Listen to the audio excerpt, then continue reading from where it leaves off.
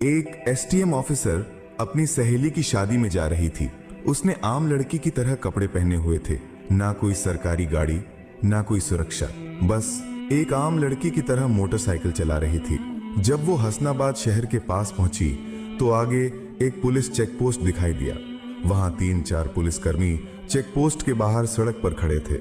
उनके बीच में इंस्पेक्टर प्रोसेनजीत अपनी वर्दी में खड़ा था। उसने हाथ में लाठी उठाकर लड़की को रुकने का इशारा किया। लड़की ने मोटरसाइकिल सड़क से किनारे लगाई और खड़ी हो गई। इंस्पेक्टर ने सख्त आवाज में पूछा, कहां जा रही हो? लड़की ने बहुत शांत स्वर में जवाब दिया, एक सहेली की शादी है, वहीं जा रही हूं। इंस्पेक्टर प्रोसेनजीत ने उसे सिर से पांव तक देखा। वो 28 साल की एक खूबसूरत महिला थी। नाम था बरनाली सिंह। फिर वो हंसते हुए बोला, अच्छा, सहेली की शादी में खाना खाने जा रही हो? लेकिन हेलमेट क्या तुम्हारे बाप ने पहनना है? क्यों नहीं पहना? और ये बाइक भी बहुत तेज चला रही थी। चलो अब चालान कटेगा। ऐसा कहते हुए उसने चालान की पर्ची निकालनी शुरू कर दी। बरनाली समझ चुकी थी कि उसकी नीयत ठीक नहीं है और ये सब एक बहाना है। उसने कहा, सर, मैंने कोई कानून नहीं तोड़ा है। ओ मैडम, हमें कानून मत सिखाओ, प्रोसेनजीत झल्ला कर बोला। उसने पास खड़े एक कांस्टेबल की तरफ देखा, फिर बरनाली की ओर मुड़कर कहा, इसे सबक सिखाना होगा। अचानक इंस्पेक्टर ने जोर से एक थप्पड़ मारा बरनाली के गाल पर। बहुत सवाल कर रही है, जब पुलिस कुछ कहे तो चुपचाप मान लेना चाहिए।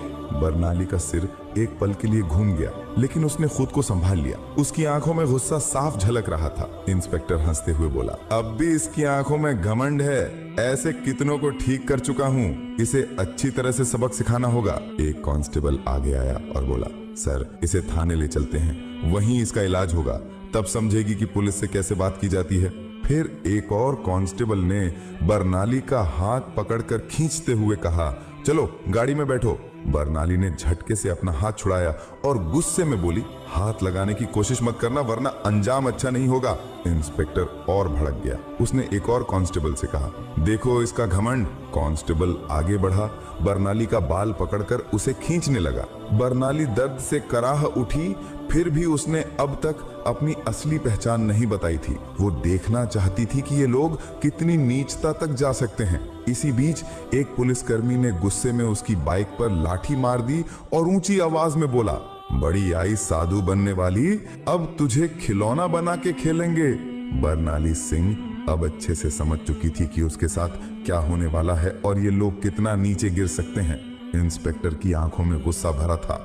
वो जोर से चिल्लाया, तेरे जैसे कई होशियार देखे हैं, पुलिस से पंगा लेगी, आज मजा चखाएंगे। चलो इसे थाने ले चलते हैं, वहां समझ में आ जाएगा। इस समय भी बरनाली सिंह चुप थी। उसने अब भी अपनी पहचान उजागर करने की कोई कोशिश नहीं की। वो देखना चाहती थी कि ये लोग प्रशासन की कितनी बदनामी कर सकते हैं और एक आम नागरिक पर किस हद तक जुल्म ढा सकते हैं। इंस्पेक्टर प्रोसेनजीत अब खींच चुका था। उसके सामने एक ऐसी महिला खड़ी थी जिसके कोमल गाल पर थप्पड़ पड़ा था, जिसके बाल खींचे गए थे, जिसे जबरन सड़क पर घसीटा गया था। फिर भी वो एक मूर्ति की तरह शांत खड़ी थी, न कोई चीख न कोई आंसू। इंस्पेक्टर प्रोसेनजीत सोच रहा था, थाने पहुंचते ही देखता हूँ इस जिद्दी और घमंडी औरत का इलाज कैसे किया जाए। ये सिर्फ गुस्सा नहीं था, ये वो गुस्सा था जो अंदर ही अंदर सुलग रहा था। चौकी इंचार्ज इंस्पेक्टर हंसते हुए बोला, अब इसकी जबान भी चलने लगी है, चलो थाने देखेंगे कितनी चलती है इसकी जबान। थाने में घुसते इंस्पेक्टर जोर से चिल्लाया, ओए कहाँ गए सब, चाय पानी लगाओ जल्दी, आज एक खास माल आया है। बरनाली सिंह अब भी कुछ नहीं बोली, बस थाने की दीवारों को देखती रही।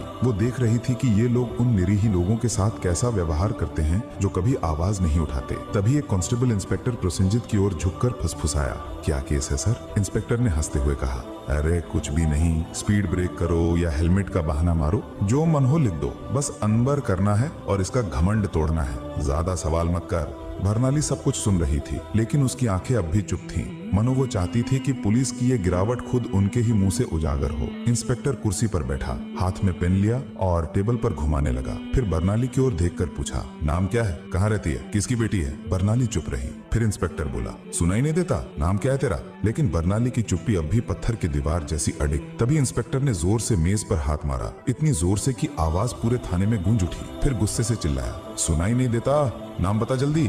बरनाली ने मुंह घुमाकर शांत स्वर में उत्तर दिया, जी सुमिता शर्मा।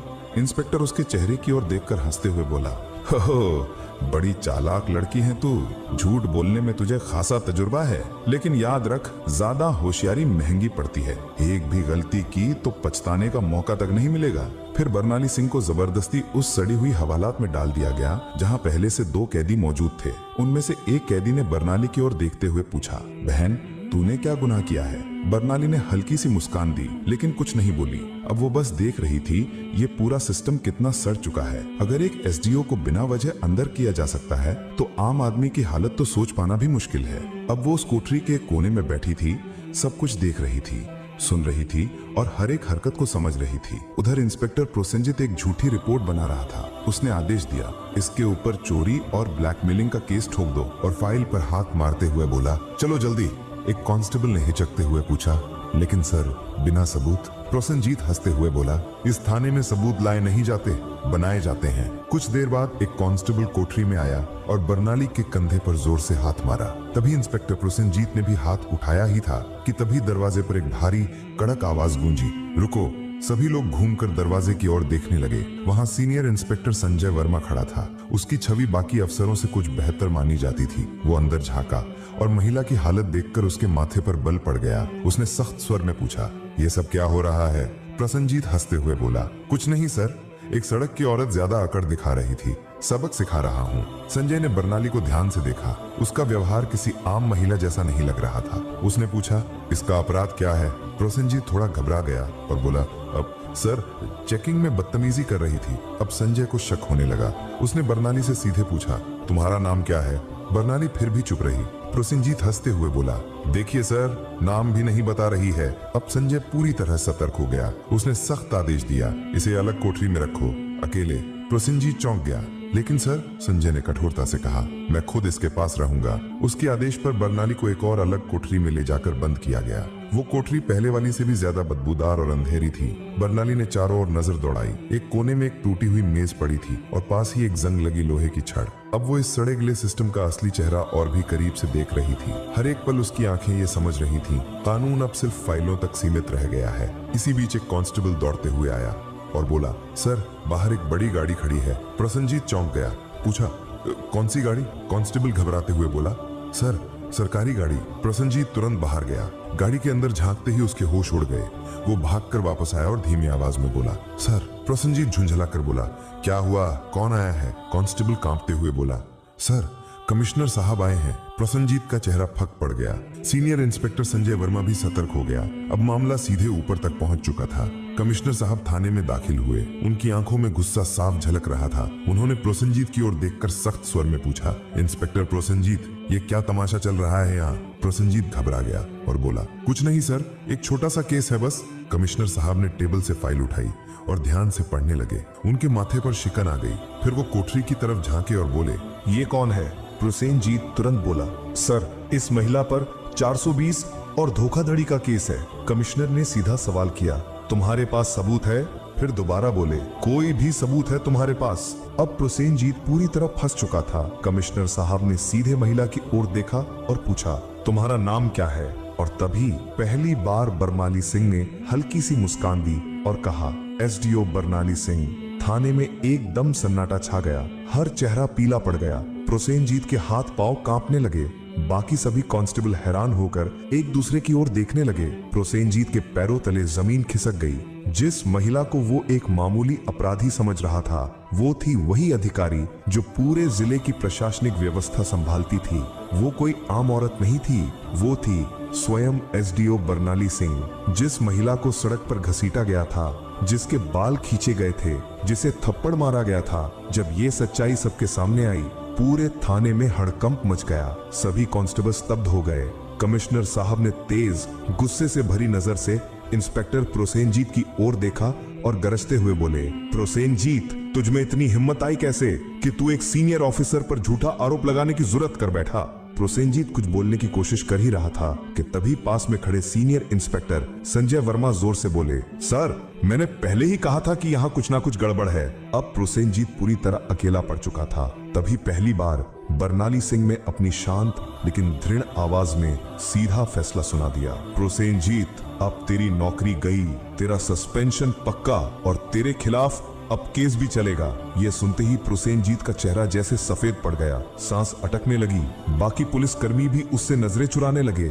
संजय वर्मा ने तुरंत आदेश दिया, हवलदार साहब इसे पकड़ो और लॉकअप में डालो। लेकिन तभी प्रोसेनजीत ने अपनी जेब से एक मुड़ा हुआ कागज निकाला और मुस्कुराते हुए बोला, रुको मैडम, ये पहले देख लो, फिर जो करना हो कर लेना। उसने कागज आगे बढ़ाया। कमिश्नर और बर्नाली दोनों की नजरें एक साथ उसकी ओर गईं। प्रोसेनजीत बोला, ये लो मेरा ट्रांसफर ऑर्डर। 3 दिन पहले ही मेरा तबादला हो चुका है। अब चाहे तुम जितना भी गुस्सा करो, मुझे नौकरी से नहीं निकाल सकती। पूरे थाने में फिर एक बार सन्नाटा छा गया।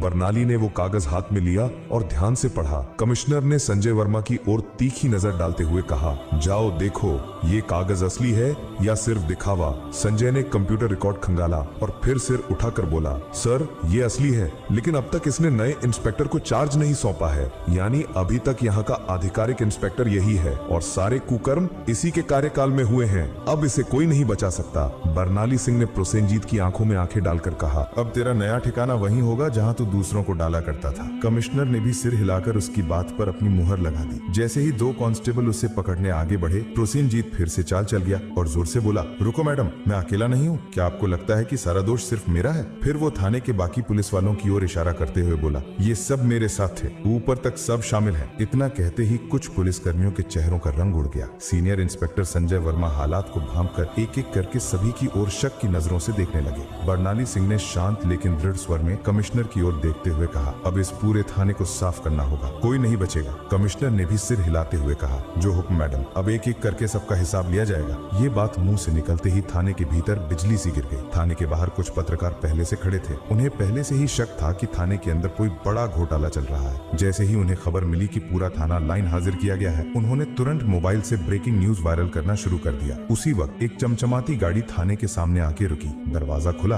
और स्वयं एसपी साहब बाहर आए। चारों ओर नजर दौड़ाई, हर चेहरे पर हवाइयां उड़ रही थी। थाने के सारे अफसर एक तरफ चुपचाप खड़े थे। एसपी साहब ने तीखे स्वर में पूछा, यहाँ कब से तमाशा चल रहा है? लेकिन कमिश्नर और थाना इंचार्ज दोनों एकदम चुप थे। तभी बर्नाली सिंह ने सीधे एसपी की आंखों में आंखें डालकर कहा, क्या तुम्हें लगता है तुम बच जाओगे? संजय वर्मा तुरंत एक फाइल निकालकर बर्नाली सिंह के हाथ में थमा दी। ये वही फाइल थी जिसमें एसपी साहब के सारे काले कारनामों का पर्दाफाश था। बर्नाली ने वो फाइल एसपी साहब की ओर बढ़ाते हुए कहा, लो देखो, इसमें तुम्हारे हर गुनाह का किराया लिखा है। एसपी साहब के माथे से पसीना बहने लगा। कमिश्नर ने बिना एक पल गंवाए तेज आवाज में आदेश दिया, पकड़ो इसे, तुरंत गिरफ्तार करो। पूरा थाना स्तब्ध रह गया। इतने बड़े अफसर को किसी ने पहली बार खुलेआम इस तरह चुनौती दी थी। एसपी की गिरफ्तारी के साथ ही पूरे जिले में तूफान आ गया। मामला दिल्ली तक पहुंच गया। मुख्यमंत्री तक खबर पहुंच चुकी थी और वहां से सीधे आदेश आया कि जिले में जितने भी अफसर मिलकर गड़बड़ कर रहे थे, सबको गिरफ्तार करो। अगले 2 ही दिनों में पूरे जिले से 40 से ज्यादा पुलिस अफसर, 10 से ज्यादा बड़े अधिकारी और कुछ राजनीतिक नेता भी गिरफ्तार कर लिए गए। हसनाबाद जिले की हवा ही बदल गई। अब चारों तरफ सिर्फ एक ही नाम था, एसडीओ बर्नाली सिंह। उनकी ईमानदारी और साहस की चर्चा हर जुबान पे थी। वो महिला जिसने पूरे सड़े गले सिस्टम को हिलाकर रख दिया था। अब प्रशासन में एक नई गति, एक नई सोच और सबसे अहम एक नया डर आ गया था। अब कोई भी ये नहीं कह सकता था मुझे कुछ नहीं होगा। बर्नाली सिंह का काम पूरा हो चुका था। उन्होंने साबित कर दिया था, अगर मन साफ हो, नीयत सच्ची हो, तो पूरा देश भी सुधारा जा सकता है। अगर आपने वीडियो को यहाँ तक देखा है तो प्लीज एक लाइक जरूर करें और चैनल को सब्सक्राइब करके हमारा साथ दें।